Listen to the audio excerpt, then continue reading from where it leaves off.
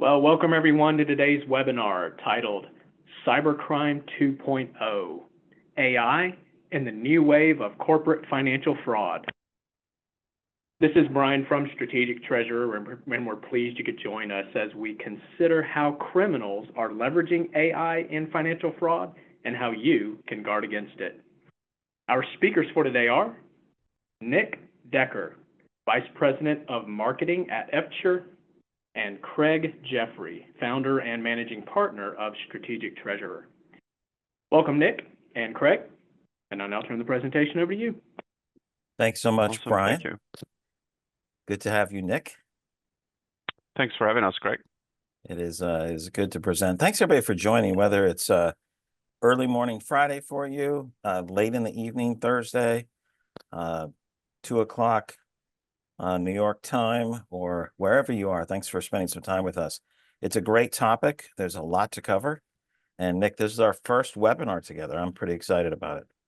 I know, me too. Thanks for having us. It's always a pleasure to meet new people and do these things together. So excited. Excellent. So let's go through our agenda today. We have a lot to cover. You can see it on the screen, the 6 topic areas. The first is financial fraud, the need to guard payments. Now, this may seem obvious if you're on a webinar for that topic. We'll look at how significant it is, the fact that it's growing. The criminals are more sophisticated. They're leveraging the dark web. They're automated. We'll move from there to discuss the areas of focus where the need is. And this is a goal and a responsibility for stewardship, whether you're AP or in Treasury, it's protecting the organization's assets. And so this includes the strategy, the structure that's needed, people, processes, and technology. Then we'll next look at AI and fraud prevention and AI being used in fraud as well as in prevention. I think those two things are pretty interesting, that we're using fraud, criminals are using fraud, and the defenders are also using AI in fraud prevention. So what are the methods of protection that are being used? Counterfeiting fraud. We'll go through some examples. We'll talk through some case studies during our session today. Then the next part is proactive defense, building an adversarial mindset. That's as opposed to a passive or defensive mindset. And we'll go through those and why that's so important. And then we'll end up with key takeaways. And Niek and I will talk through how do we stay ahead, how do we use our structure and processes to provide better security. And we'll look at leveraging networks and AI in our defensive posture. So a lot of content to cover, and that is our agenda. So I'll start off with a situation. So what's going on with fraud? We know it's significant. The cost of fraud, direct losses are huge. They're significant. And because criminals are so automated, they're becoming more effective, and the costs continue to grow. And the cost of losses are high. The cost of insurance is significant. And the cost in time, even if we haven't lost in a particular situation, is relevant and significant. And cybercrime continues to expand because of these factors. It's catching more organizations because they're leveraging automation. If years past, if it was reasonable then to say we might not get caught, I might get caught up in the criminal's approach, that's no longer reasonable because of automation. And many of you have probably heard of some of the key uses of AI to supercharge fraud, some deep fakes, different types of phishing, including invoice swapper tools, which we'll look at. This is a bad situation. And so we have to increase our defense. We have to continue to scale our defense because the offense continues to grow. Very, very significant. And then that brings us to how do we get scared? We talk about the dark web and what criminals are doing. So I'll invite Niek to jump in here. Yeah, thank you, Craig. Yeah, so here on the screen, like I think what we do many of these talks at with finance leadership, and what we always find is that like most people don't really understand what is happening. Who are the attackers on the other end of these payment frauds, right? Of a BEC. And we see like on the dark web that like the barrier to entry to become a cyber criminal is getting very low as well. So IT guru put this study together, and they were like, what is the barrier to entry? What is the startup cost to become like a cybercrime? And a cyber criminal going after corporate finances, and they came up with these tools. They found these tools on the dark web available, and it's basically the starter kit for dummies who wants to start cybercrime. So very low. I think altogether, if you add it all up, it's about like $128. I'm sure people in the audience see a lot of software bills coming by their desk, and I wonder how many of those are $128. Probably all a little bit more expensive. So these tools are actively traded on the dark web as well. So it makes it extremely more open and easier for these criminals to become sophisticated and go after your business. I think a really good story is one of the groups that has recently been in the news. They called Fin7. It's one of the well-known cybercrime syndicates out there. It's quite interesting. That gives us like there's a group between Russian and Ukrainian hackers, and obviously when the war started in Russia, there was a bit of political heat between that group, and one of the Ukrainian members like released all the information on the way of how these groups operate. And it's super sophisticated, and it gives like a super interesting detail on how these criminals operate. So I think on the next slide we put together like a screen. So gives you a bit of an idea. This was the actual CRM that Fin7 is using.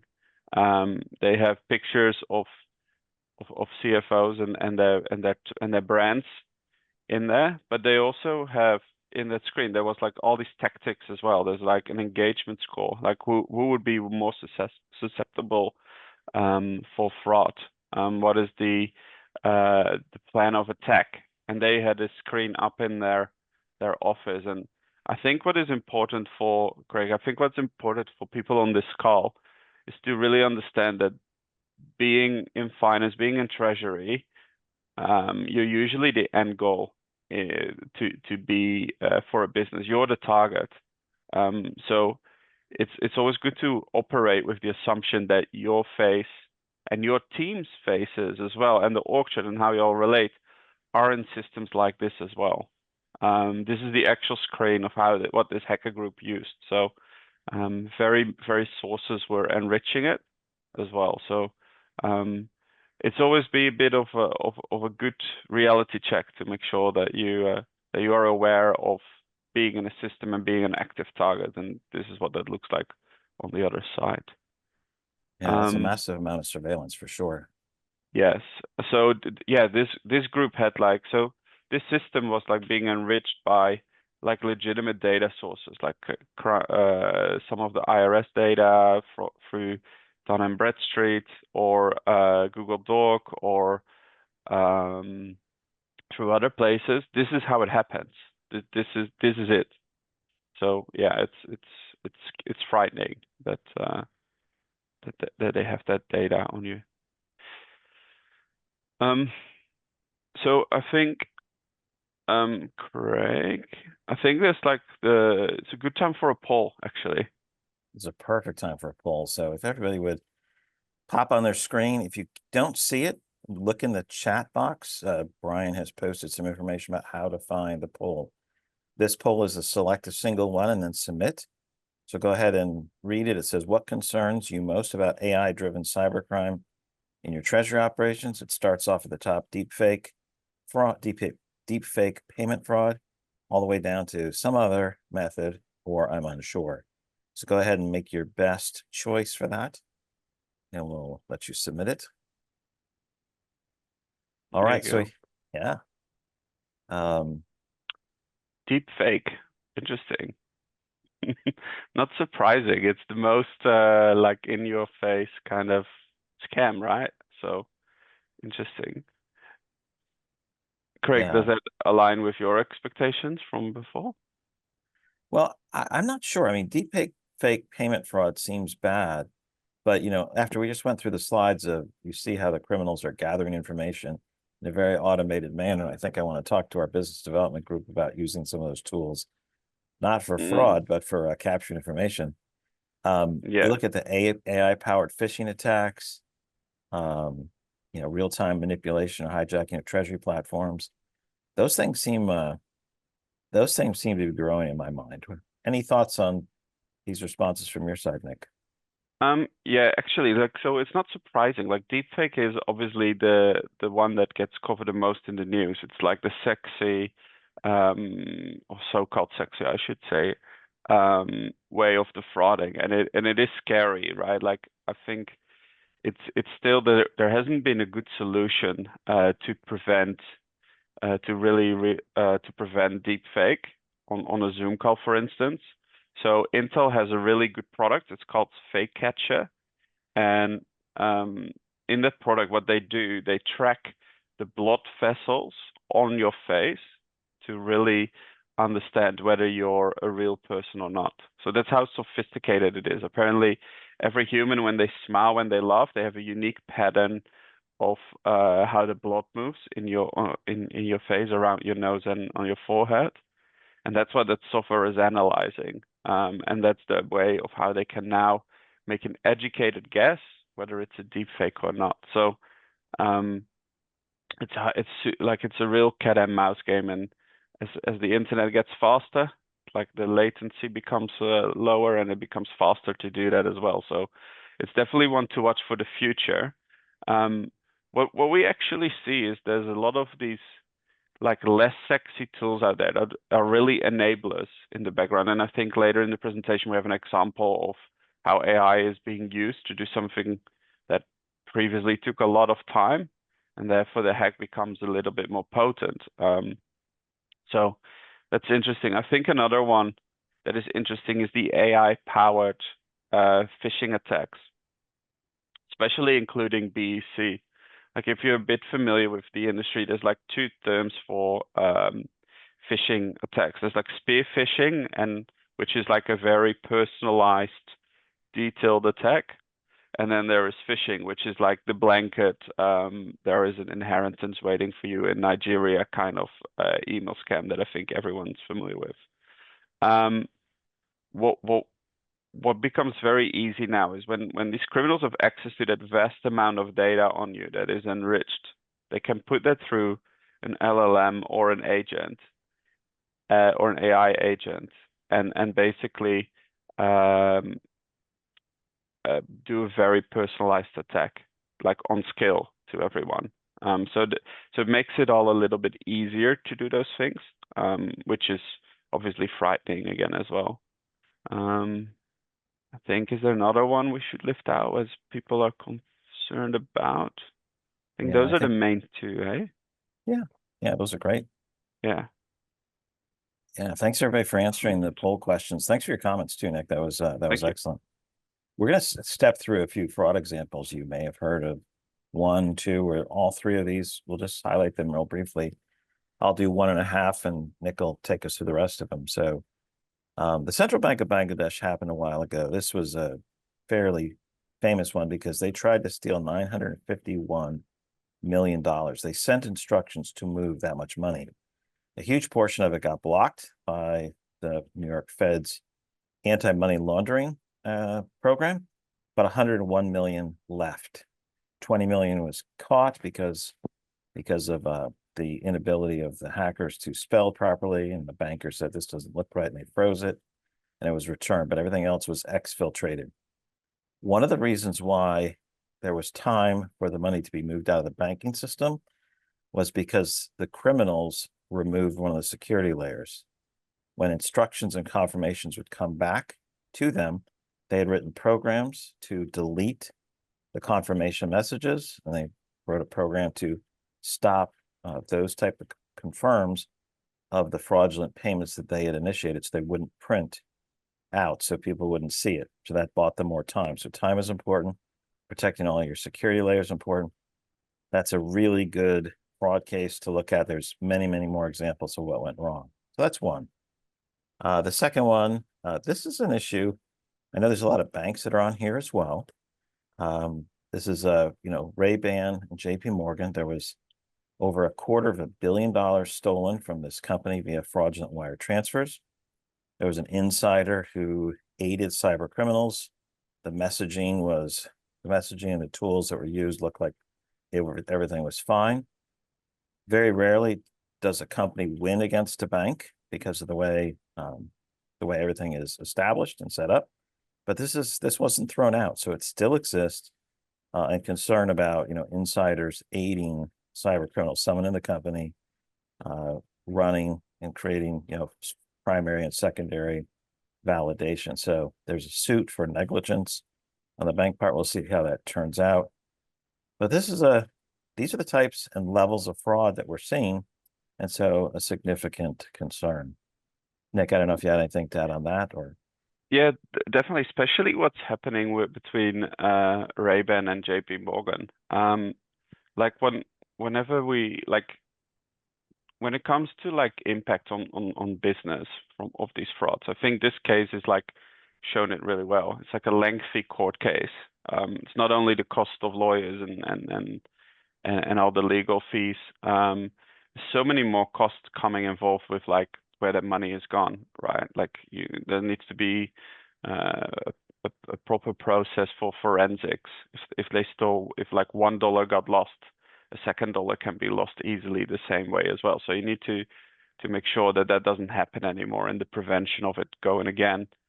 The other thing is all the time that your organization is spending on these legal cases, it's not spending on actually growing the business as well. So there's quite a few estimates out there on how much impact like these scams have on these losses have on your business, and like some of the estimates we hear in industry is like a 5x of the actual amount lost.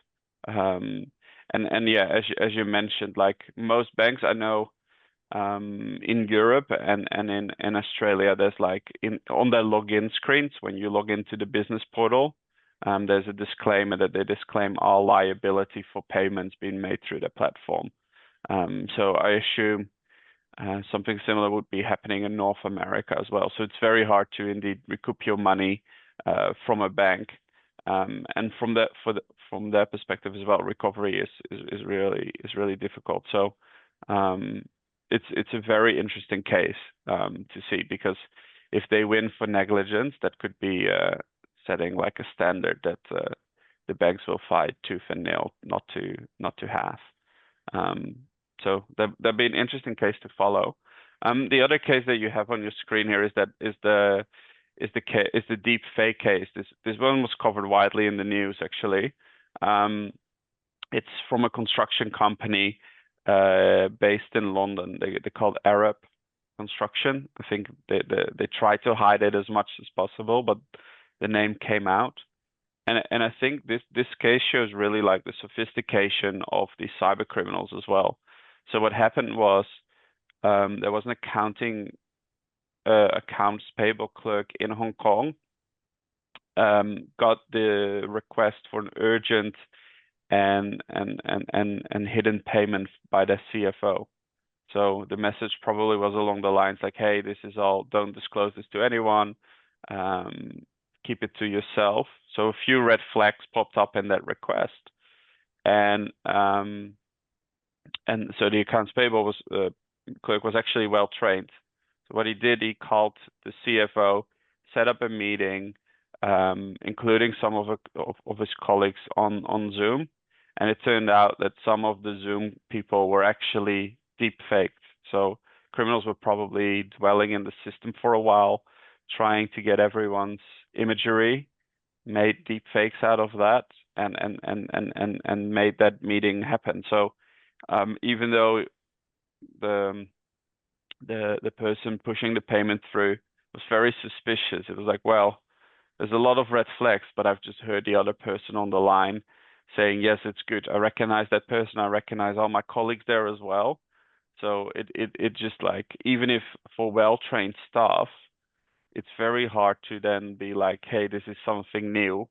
what should I do now? And so very sophisticated. And when it's like an amount of $25 million, people go to lengths to do that. So yeah, that was a very sophisticated attack. I haven't heard any new ones since then, but that one has been widely covered in the news, and it's definitely not a good look for the future. So yeah. Excellent, thank you. That brings us to our second poll question that should appear on the screen momentarily. It's 2 stacked together. More poll questions, more fun. So the first one and the second one are both single choice. Top one is, how confident are you that your current controls would detect and stop an AI-powered cyber attack targeting Treasury? And number 2, how confident are you that your current controls would detect and stop an AI-powered cyber attack targeting AP? The distinction is Treasury and AP. I want to see if there's a bit of a difference between those 2 areas. So go ahead and answer those when you're confident you have your best answer in. Hit submit. All right, Nick. Nick, I think we can look at it as would detect 68 at the top, 57 at the top for AP. Not confident, less confident in AP than in Treasury. Is that just a natural bias, home turf of bias, or what? I don't know. It looks pretty equal. I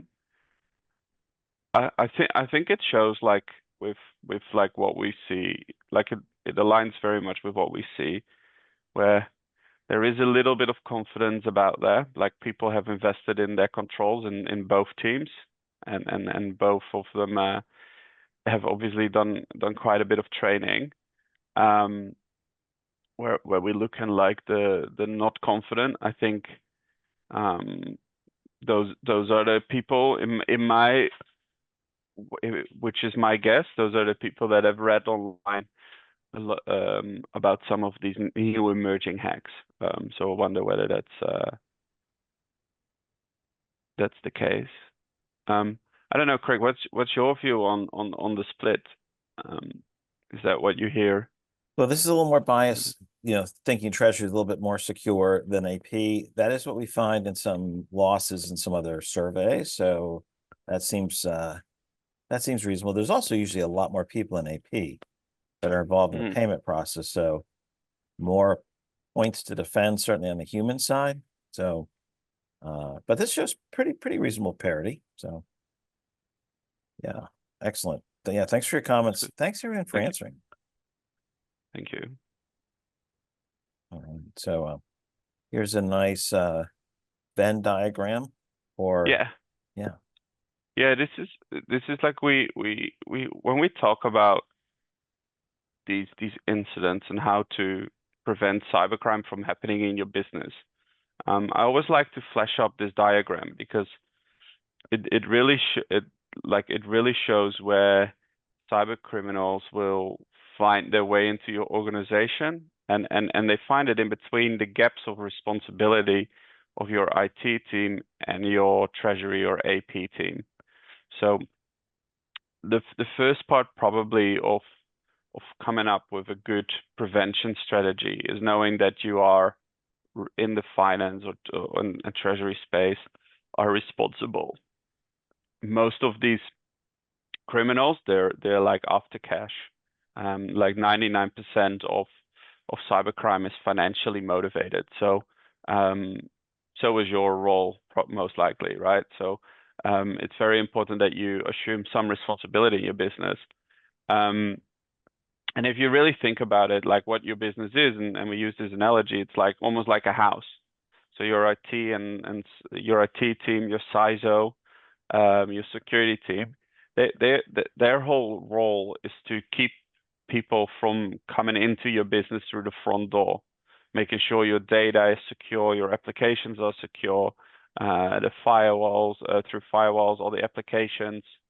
There's no traffic on the network that shouldn't be there. However, what we see is like businesses are also vulnerable when they work with vendors or suppliers, meaning that you might be operating in a large organization when there is a huge investment on IT, but some of your smaller vendors might not have that. So what we see is like there's all these attacks like vendor email compromise, is where one of your vendors, their inbox is compromised, and they send you communication from their legitimate email address. So it's very hard to dissect for anyone whether that's legitimate communication, and that's where financial controls come in, and basically making sure that, like, see it as in the house, somebody got into your system in your network of communication, but they are not supposed to leave with funds that don't belong to them.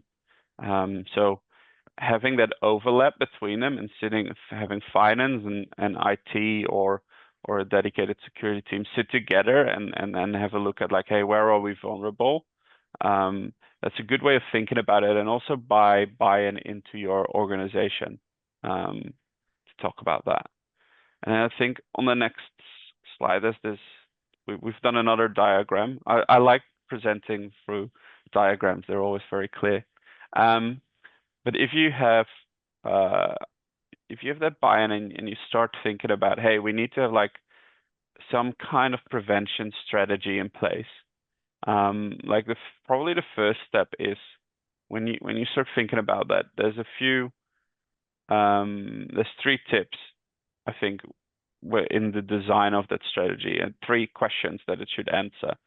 And it's like, who's responsible for what is number one. So when something happens, who's responsible for the ERP system security? Who's responsible for liaising with the communication team, if needed? Who's responsible for a liaison with the cybersecurity team? The other one is how do we shorten our response as quickly as possible? When a cybercrime incident happens in your organization, they are like wildfires. The longer like this happens in your system and you don't know where it's coming from, the longer it harms you as well, and the more costly it becomes to find the root cause of where the incident occurred. And then the other one is like, how can you make sure that the losses are as low as possible as well, so prevent it from happening again. And then as you have those three questions answering, there's like these three areas again as well where you can invest. And I think for every organization, it's up to their risk appetite. So there's really the processes. So to start, and we see most businesses have a good feel for this, is the controls. Are they clearly documented? Like segregation of duties. And then what happens when Bill and Sally are working together to prepare the payments? What if Sally is on holiday? What happens? Have that documented. Like those are the times when those things go wrong. Those protocols. And then obviously training and culture. I wanna put one out for culture, which is it's very important. Like having these these attacks being like wildfires. What you want is like people to come forward as fast as possible. So there needs to be a very high shame threshold in the business among teams. If somebody should feel comfortable to be like, hey, I clicked on a link, there was a holiday offer to Hawaii, it seemed too good to be true, and when I clicked, something happened to my computer, or I didn't really open the website for the travel page. Does everybody in the organization feel empowered to raise their hand immediately to do this? What we see mostly, people are afraid of losing their jobs when they are the victim of a cyber incident, and that increases that barrier, and it's counterproductive to the risk of the business. Have people come forward as quickly as possible. Like it's sophisticated attacks done by people with access with amazing tools. Give people the tools as well to help respond. Another good thing is when I've heard this tip from one of the partners that we work with, and I thought it was amazing. Is like when some of these frauds, they happen with a CEO being impersonated. So a CEO would put a payment request to a junior staffer, and it's a bit outside of the process. I think most people are familiar with the gift card fraud, right, where somebody's being asked to do a gift card. And this is where like leadership can actually start like leading and be very clear in their comms. And it's like, whenever a CFO or a head of a department or the CEO asks you something that's outside of the process, we're not doing it. And then provide your team with boilerplate messaging as well, because it is quite a large step for someone in a junior role to tell the CEO, hey, we're not going to do that because it's not the process. Like, write the email for them and make sure they have access to that, and allow them to send that as well back. It's like, this is not the process. We're not going to process that payment. Here is we're going to talk about it. And then the third one is technology. And obviously, like, in full transparency, like, obviously Eftsure is a technology provider that would sit in this bucket. But there's no silver bullet when it comes to technology. I think any vendor, anyone that tries to sell you technology and it's claiming that it's the end all be all solution, I don't think that's the honest story. It's probably a mix of everything, but I think one tip that usually shouldn't cost you any money is make sure that multi-factor authentication is on all your apps and all your systems, and then literally all of them. What we find is there's usually a few apps, like your ERP. Most people understand that's where you put your multi-factor authentication on, but then their expense management platform might not have it. So there's like data going back; those accounts get linked. So make sure that whole suite of products that you use, and probably around the entire business, should have multi-factor authentication.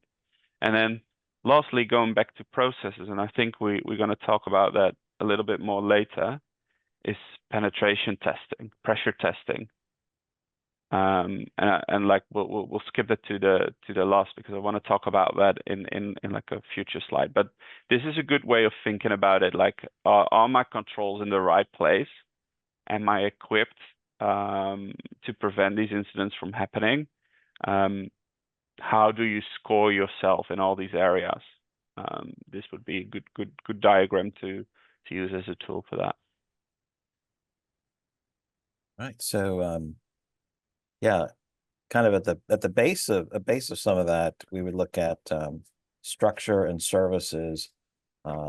Provides the platform for people, processes, and technologies to sit on it. So, lack of visibility. I don't have visibility to all of my accounts or all my transactions or what I'm expecting. So your bankers talk to you about that. Your consultants talk to you about having a clear banking structure that's good for cash concentration, good for isolating certain types of activity. So anything that's fraudulent or anomalous stands out.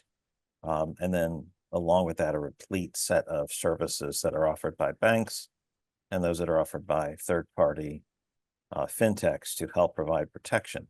So that's the layer. On the tech side, the process side, and the people side, I'll go start with the top there just briefly.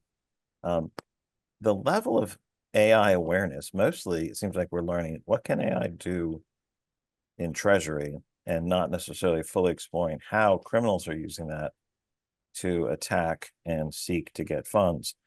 And so, we believe the solution is regular training, regular payment specific training, not just cyber fraud training or cybersecurity training, but payment security training is extremely, extremely important these days. Maybe it was moderately important 15 years ago. It was very important 8 years ago. I think we believe it's essential for today. And then I'll just talk on the process side briefly. Confirming payment information instructions, either at the point of setup or at the point of change, that's confirmed via a separate channel, and that separate channel is validated as well. Criminals seek to remove some of the security layers and compromise security layers, so your out-of-band validation is actually going back to them. We want to make sure that that's the case. And so processes have to be layered in there. And then technology, we can't get away with having technology provide protection for payments, because each of our organizations are under attack. And so how we handle things like validation, protecting our vendor management platforms, detecting anomalous payments. We'll talk about some of that later. But these are some of the areas, what the problems are, how we solve those, as well as some of the solutions. So I'll jump over to out-of-band validation. I'll start us out on that. This is, I think most people are familiar with out-of-band validation, meaning I don't use the same channel that someone requested a change or it gave me an instruction. I insist on using a separate channel and a separate safe channel. So if there's a phone call that was deepfaked or compromised, and you receive that, well, then you validate it through a separate channel. It might be through an email that you got from the main website, or contact records that you had that weren't recently updated. So there's a way of making sure your validation follows a separate path. You get those fake emails about the vacation. If you have questions, click here, which brings you right back to the criminals, which they're going to tell you exactly what you need or exactly what they want to hear, or they're going to ask you for additional information to further compromise your system. So that's fairly well known. We just have to make sure we're protecting the out-of-band process well during validation. Nick, any comments on that? Yeah, if I may add, like validation is almost it's almost an art form to get right, I think, because it's so susceptible to do that as well. Obviously, because it is best practice. Criminals know that as well. So what they would do in some cases, and we've seen this a lot, like we deal with a few of these frauds. Make sure that validation is an outbound call. Is one tip, right? So it's outbound communication, meaning what we have seen, there's like an invoice being sent with a fake invoice, and the criminals call ahead. So the invoice, they send the invoice, and then they call, hey, just to be ahead, I'm going on holiday tomorrow. I know, like, we starting doing business with each other now. I just wanted to validate my bank account details. So they called ahead. They were like they were like call. So it's good to be mindful of that. And then so when you place that outbound call, it's also two tips about that. Make sure that the contact information is correct, that you get from the website, or you get from a source that has been there for a little bit longer. We've also seen at large construction projects where criminals set up a fake website for the project, including the phone numbers. So they had on the invoice the new web address of the business, and people would go to that website, source the phone number from that website, call the criminal's office, and it's worth it. Like, there's large amounts of money involved, so it definitely is there. And then so yeah, find a source where you can reliable get the numbers from. So if you have access to a tool that shows how old that website, how long that website has been online, or in a database that you trust. I think Google Business goes through lengths to validate business identity. I had to go through the process myself for our business. It's very trusty data as well when it comes to phone numbers. So that would be a good source as well. And then secondly is on how to conduct those calls. And a common mistake that we see is leading the witness. So you would conduct that validation call, and you'd be like, is your bank account 1, 2, 3, 4? To which somebody that doesn't know the bank account can say yes. And then you still have that mistake. So ask open-ended questions. What is your bank account details? I got it on file here. I want to match it. It's a slightly different conversation, but it just adds a little bit extra control of that as well. So yeah, that's I think that's the takeaways of doing those validations right as well, because there is still risk in that process as well. Yeah, can you talk through? I think you started covering some of this. Maybe you could go through the verification tech. Yeah, I think so. Like like so when with those verification, like there's technology that can help with that as well. So when it comes to like the data validation, that vendor validation is like keeping your vendor master data like accurate. Make sure that there's no no changes that go unlocked into that as well. And then keep that verified by trusted external sources. It's really helpful to be there quickly. And then do that in real time, you're even better. So when payments go through as well, like, is that data correct? Is it always matched against each other? And is that logged? I think what we see is like in controls for businesses, when it comes to logging, there's still a bit of work to be done.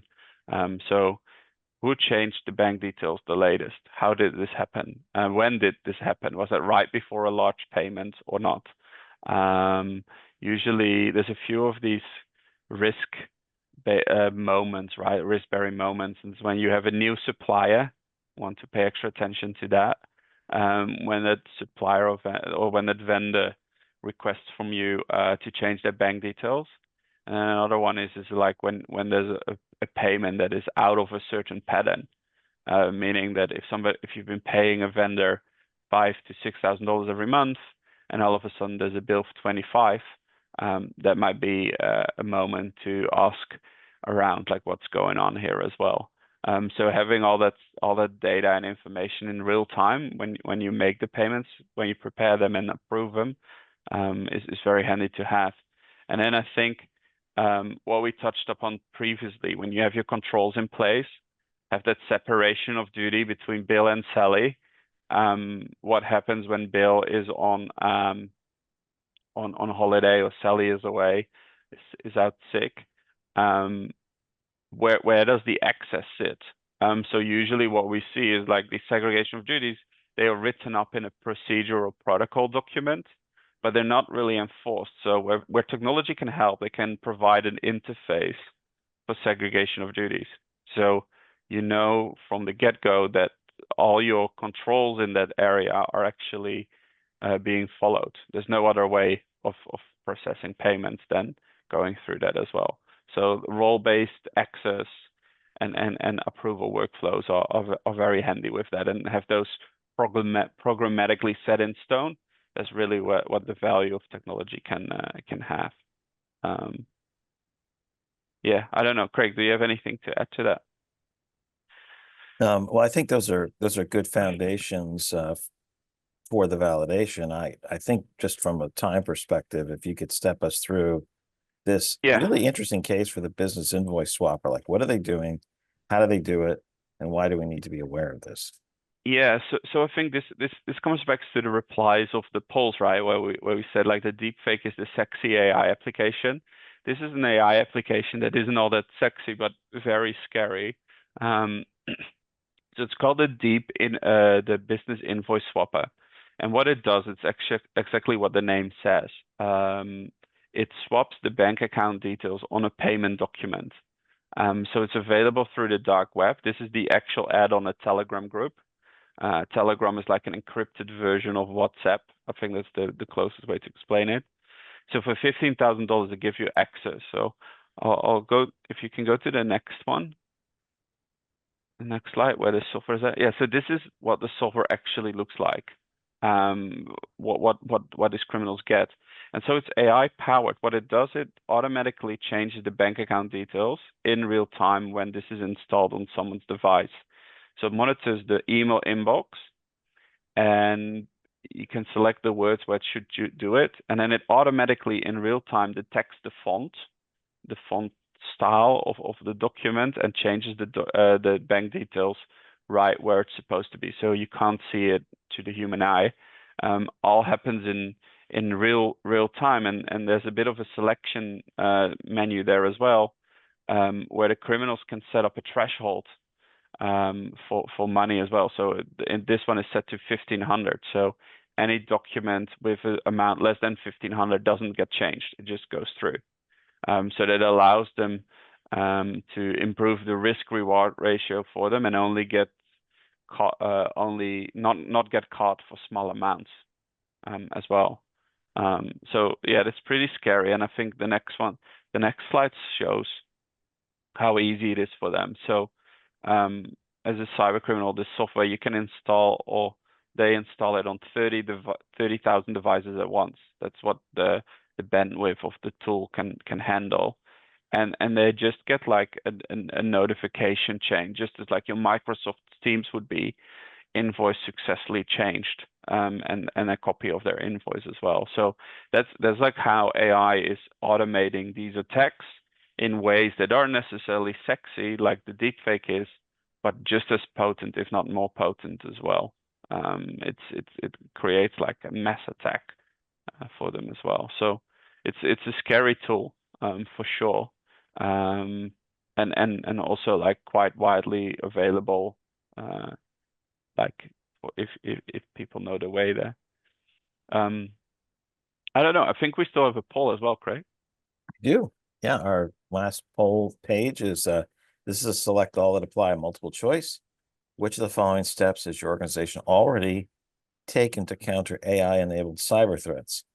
We updated fraud detection tools. We conducted a treasury-specific cyber risk assessment.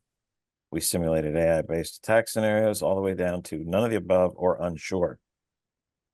So go ahead and answer that. We have enough people who've responded in the chat box, which is excellent. So everyone will get the responses from the poll questions and see the totals.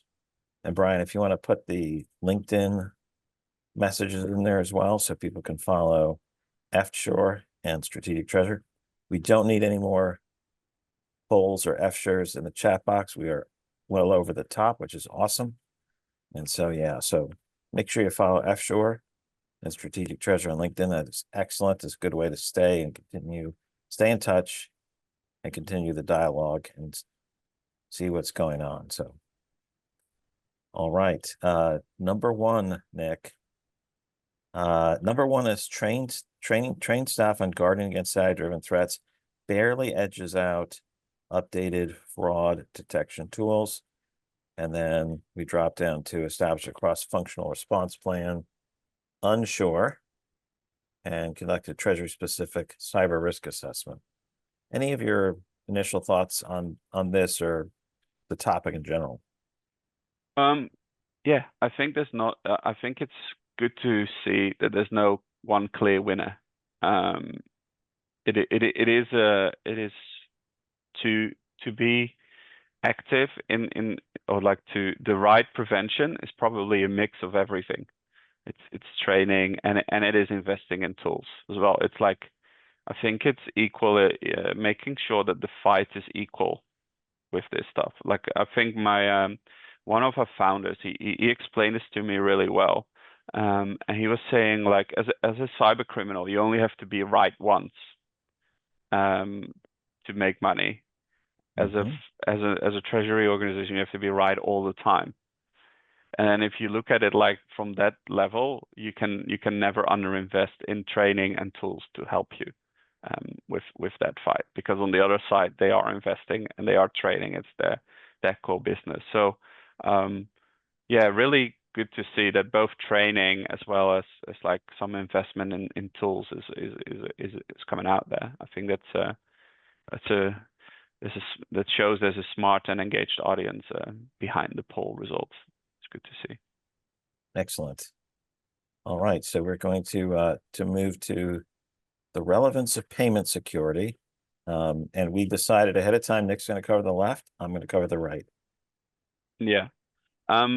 So vendor information, I think we mentioned it already, like having a clear and a clean and up-to-date list of vendors that is like linked and shared between your organization and is the source of truth is important. And there is like, how do you do the initial setup? Like what does it take to get on that list is a really good question, like to do. That's where your control should be clear. And then when things are changing, are you logging and auditing that regularly?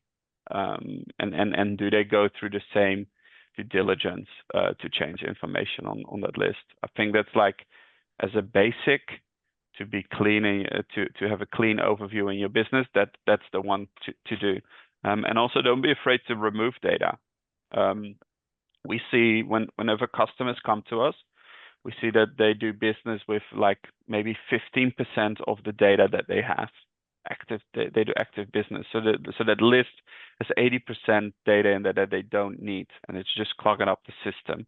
So the data can be updated after 4 or 5 years, and they wouldn't know about it. So they have that in the system. Shouldn't do that. And then the other thing is like changes in the payment information. It's another that risk-bearing moment when the payment details get changed, or when they switch banking as well.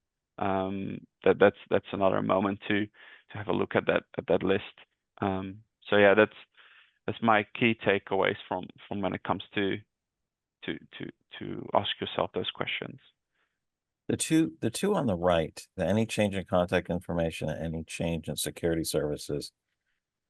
One aspect of this is criminals know people are putting security services and security processes in place to prevent theft of funds. And they don't stop and say, oh, I've got to get a real job, because they blocked me with something. They work to try to remove the security services. So, any change in contact information, new AR director, new phone number, whatever, it's essential that you validate that information as well, especially if there's a change and you go back to your system to do your out-of-band validation. You want to make sure you're calling the right person. And if you don't protect your contact information, they can change that first. They wait a week or two, then put in another change later, and then you're validating with the criminal. So any change in contact information.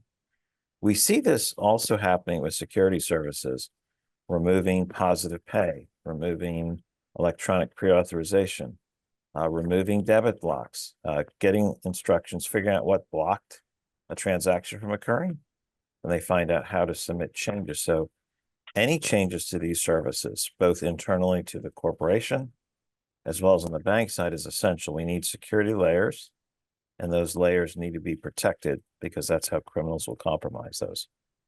So a bunch of key points.